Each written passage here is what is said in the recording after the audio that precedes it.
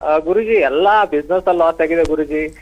Love breakup ಆಯ್ತು, friendship break ಆಯ್ತು, ಮನೇಲೂ ಎಲ್ರು ಲತ್ತೆ ಲತ್ತೆ ಅಂತಿದ್ದಾರೆ. ನಾನು ಯಾವ ಆಫೀಸ್ ಸೇರಿದ್ನೋ ಅದು ಆಫೀಸ್ ಮುಚ್ಚೋಯ್ತು ಗುರುಜಿ.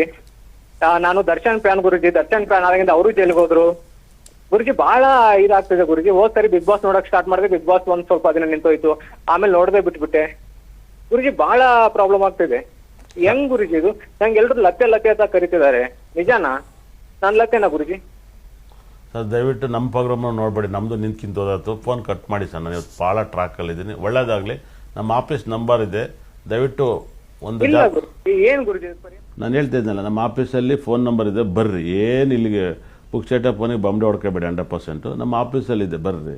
100% ನಾನು ದರ್ಶನ್ ಹೋಗ್ಬಿಟ್ಟಂತ ದರ್ಶನ್ ಜೈಲ್ಗೆ ಹೋಗ್ಬಾರ್ದು. 4 ಬಾರಿಸ್ಬೇಕು ನಿಮಗೆಲ್ಲ 100%.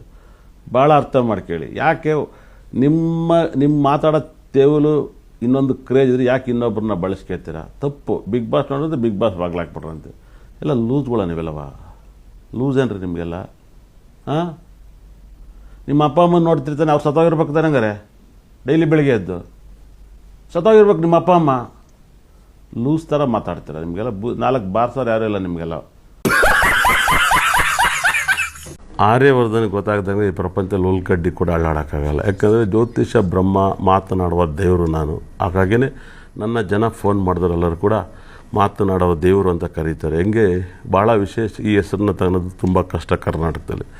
ಯಾಕಂದರೆ ನಾನು ಬ್ರಹ್ಮನ ವರಪುತ್ರನಾಗಿ ಜಲಿಸಿದ್ದೀನಿ 100%. ಹಾಗಾಗಿ ಇದೆಲ್ಲ ಎಲ್ಲವನ್ನೂ ಹೇಳಿದ್ದೀನಿ. ಹಾಗಾಗಿ ಜನ ಏನೋ ಜ್ಯೋತಿಷ ಹೇಳಕ್ಕೆ ಬಂದಿದ್ದೀನಿ, ದುಡ್ಡು ಮಾಡ್ಕೋಬೇಕಂತಂದ್ರೆ ತಪ್ಪು ಮಾಹಿತಿ. ಇದೆಲ್ಲ ದುಡ್ಡು ಬೇಕು.